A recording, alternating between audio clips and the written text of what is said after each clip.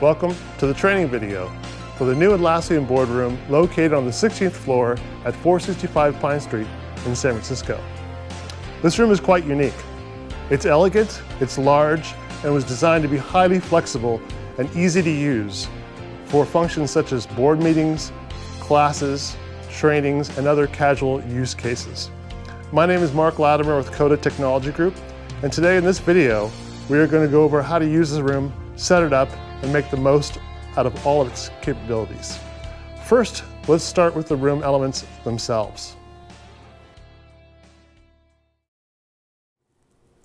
The room consists of 6 main displays, 2 projectors, and 4 98-inch LCD screens.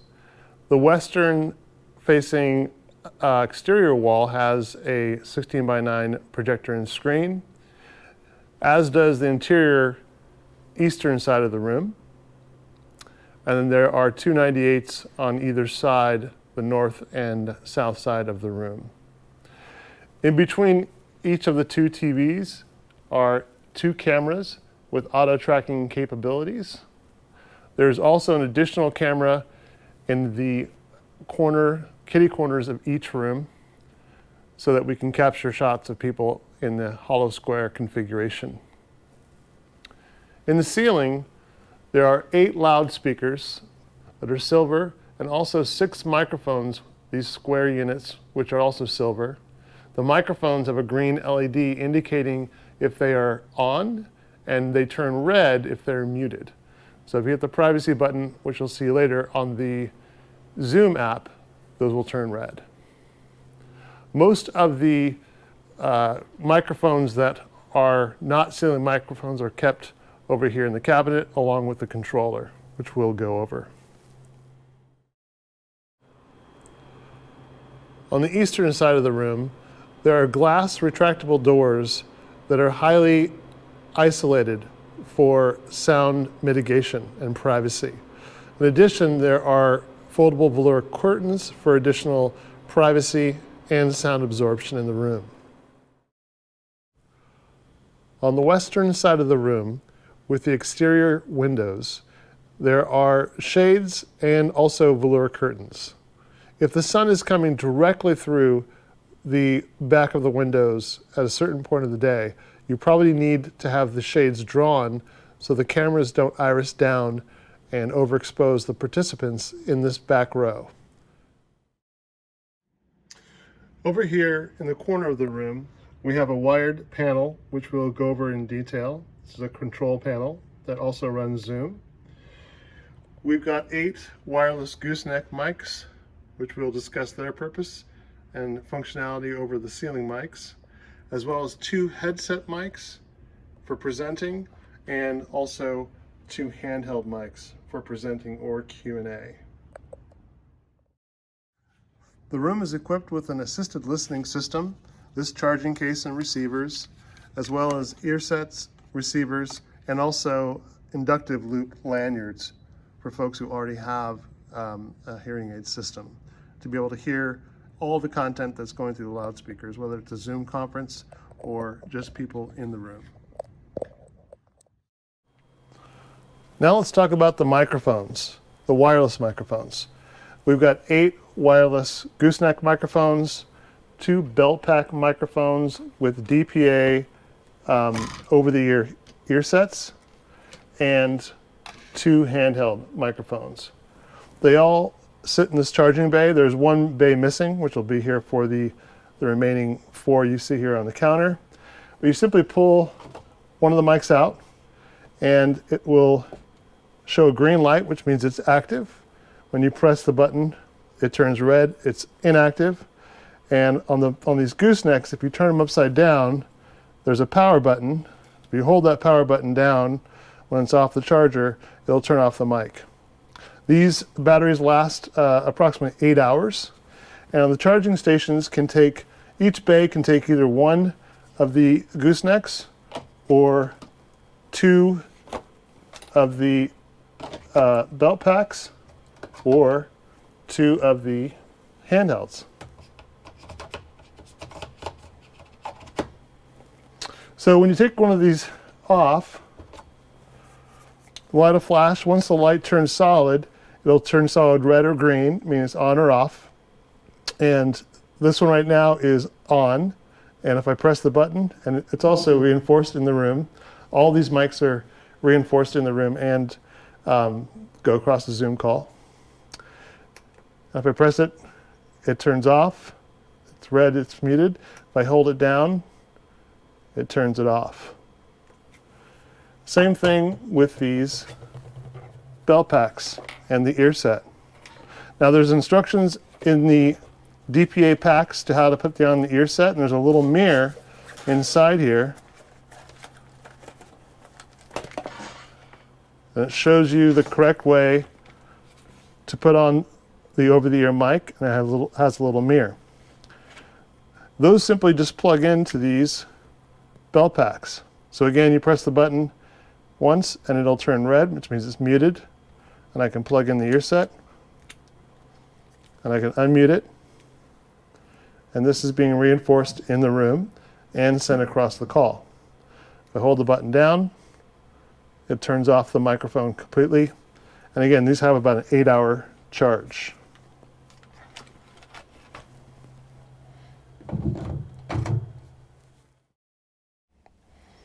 Now let's talk about the assisted listening receivers.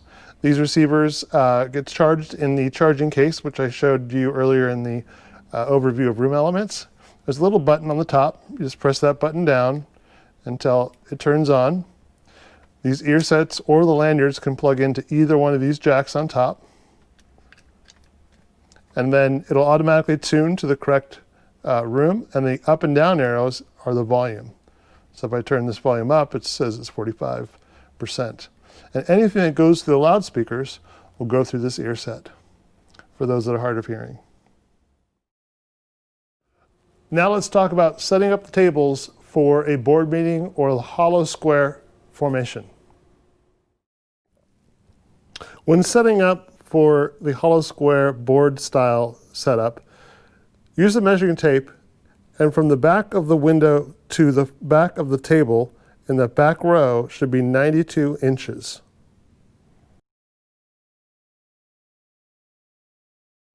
From the back row side tables on both sides to the window glazing frame should be 58 inches on both sides.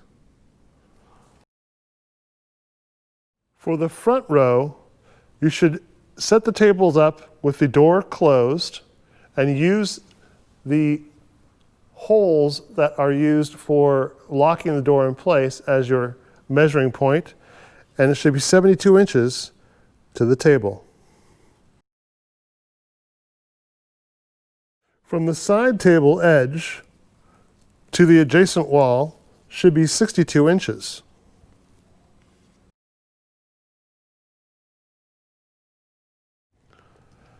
The gap between the side tables and the rear and front tables should be approximately 15 inches for people to walk through. And notice that the side tables are inset on both sides from the front and rear tables.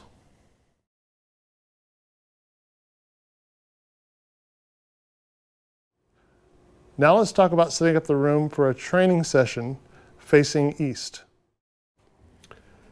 In this room configuration, the back row of tables should be 120 inches from the back exterior wall, and also 58 inches from the side walls, leaving about 31 inches between the table rows. The presenter area is southeast. When setting up the room for one of these non-standard configurations, the tables can be placed anywhere that's desired, and the displays can be chosen in terms of which ones you want to use. Keep in mind that the camera tracking will have to be turned off in a non-standard configuration, and we'll go over that when we look at the touch panel. 8 of these conference room tables are equipped with permanent transmitters for wired HDMI use. Now, of course, we can use wireless when we're using Zoom. In this room, that's the most convenient way to present.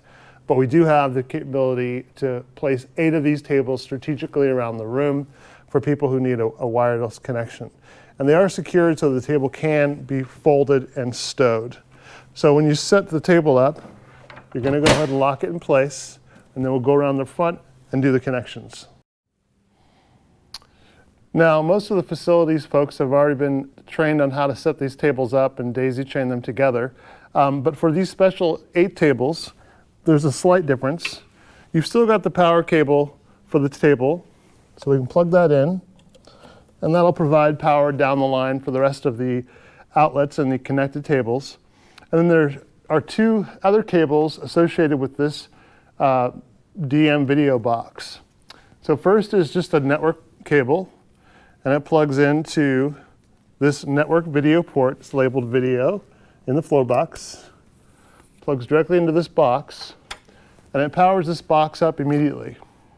The only other cable is the actual user cable, and that's this HDMI cable that plugs into the HDMI port of this box, and then provides a user with an HDMI connection, and we've put a USB-C dongle on it that's tethered, so you could put other adapters on this HDMI cable.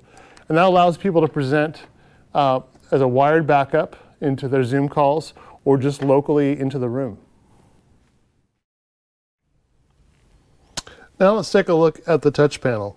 It's a wired touch panel, and it's located over in the front corner of the room. And when you first come into the room after you set up your tables, you're just going to press the logo, the Atlassian logo, and the first thing it asks you is what configuration your tables are in. The hollow square, the training room where it's facing eastward, inwards towards the building, or an undefined room layout, which we just show as pods. In the first 2 options, the room is going to configure itself, the microphones and the cameras, based on those tables and their setup. In the undefined layout, the cameras will have to be manually controlled, so you can just control the cameras how you'd like. So let's just try the first hollow layout, which would be like a board meeting. We press that. The next thing we get is it asks us that if you want to use the projectors and the side monitors, and it's asking you to confirm if the motorized screen locations are not obstructed. So if they're not obstructed, you can press the arrow and the screens will come down and the TVs will turn on. Or you can choose to just use the side monitors. So in this case, we'll just go ahead and say we're not obstructed, so we'll hit that button. And the screens are coming down, the projectors turn on, the TVs have turned on, the Zoom has been routed to all the displays. And now we're ready just to hit that Zoom icon, and we'll go right over into the Zoom interface. Here in the Zoom interface, it should look pretty familiar. You can start a meeting or join a meeting. There is a new functionality here with this room controls. We hit that room controls button. We have a few functions that are built into the Zoom app that are also on the Crestron app, but they're here in the Zoom app. The first is the auto camera start auto switch and stop auto switch. Basically what that means is by default, the cameras will be auto switching in this configuration, but if you don't want them to do that, you can hit stop and the cameras will be stagnant and you can control them on the Crestron side. We have the display controls here as well, and then we have system all off, and then all microphones mute on and off. So if you press the all microphones mute here, or you mute from the Zoom app, all the microphones going to the far end will be muted, completely private in the room, and the ceiling mics will give that LED feedback of red that shows that they are muted.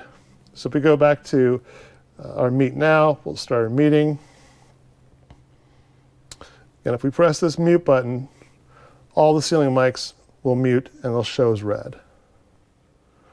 So let's go back and we'll leave this and say we enjoyed our conference. And if you want to get back to the Crestron side, you just hit this home button, and we're back to the Crestron side. So if we start again here in a undefined room layout, it's going to ask us which displays we want to use. So let's say we just want to use the north displays, the north TVs. We press next, the TVs turn on, the Zoom routes to them, and again, we can just press the Zoom icon and we'll be into the Zoom app and ready to go off and working. As you can see, by default, the auto switch camera is on here. If we turn it off, we can go ahead and select different cameras and actually control the cameras right from the touch panel and route them, set them up however we have our table set up. I have the lights off in the room because it's easier to film this touch panel.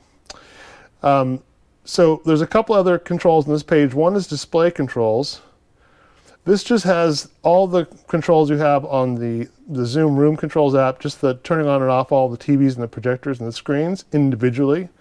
And then mic controls. So here we've got all the wireless microphones, and these are being reinforced in the room. They're all set for a nominal level, so you should probably never have to go here. But if you did have a larger gathering and you wanted to turn yourself up or down, these correspond with the labels on the mic. So Boardroom Wireless Mic 5, I can turn it up or turn it down and mute it or unmute it. And that's pretty much it. That's how the touch panel works.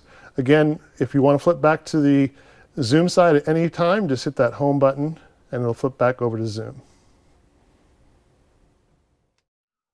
Okay, I'm here in the boardroom and we are on a Zoom call with Troy. It's COVID time, so this is how we're recording this training. We're using the ceiling mics as the default. The ceiling mics are always enabled if they're green. And this will pick up everyone around this table in this configuration, no matter where I'm seated. So I'm going to move to another location.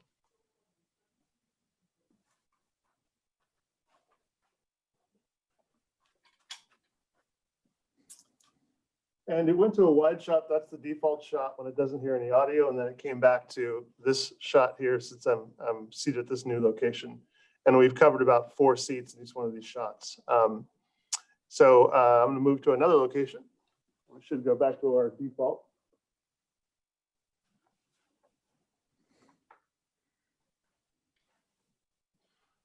All right, and now I'm sitting here at the end of the table at this location. And there it is zooming in on me. So this will happen whether we're in boardroom mode or training mode. We'll do a separate little video on how the cameras react in training mode. But keep in mind that these camera shots are presets. So they're based on someone speaking and the microphone above picking them up and then directing the cameras to come to this preset. It's meant for people seated. It's not meant for people standing. So in training mode, we have the presenter area where it does recall presets for people standing. In this mode, if I stand up, my head will be cut off a little bit. So just keep in mind that when you're selecting this room mode, it's for seated positions. I'm going to go back to my first position.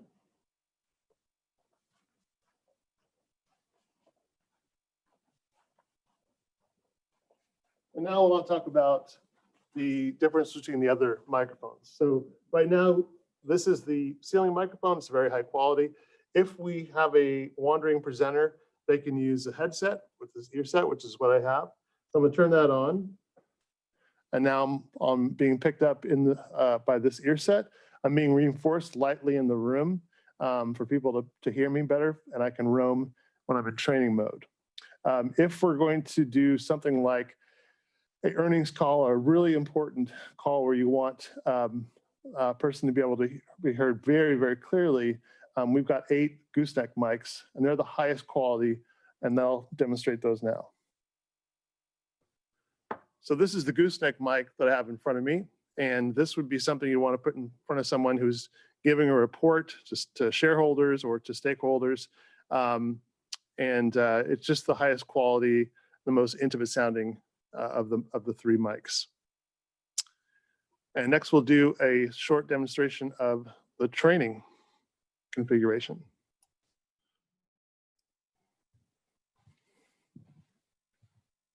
So in presenter mode, it's going to recall my voice here and allow me to roam this area and stand up. It's not going to track me or follow me. It's just going to keep this shot as long as I'm talking over here. Could have a lectern here, table set up, what have you. Also, there's the ability to have questions from the audience. So if I move out to the audience,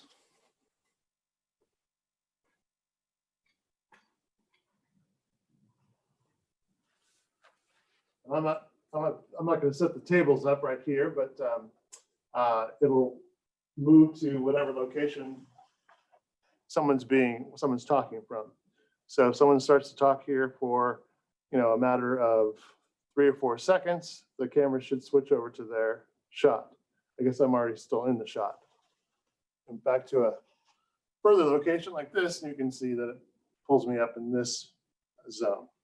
So that's pretty much how it works in the training setup.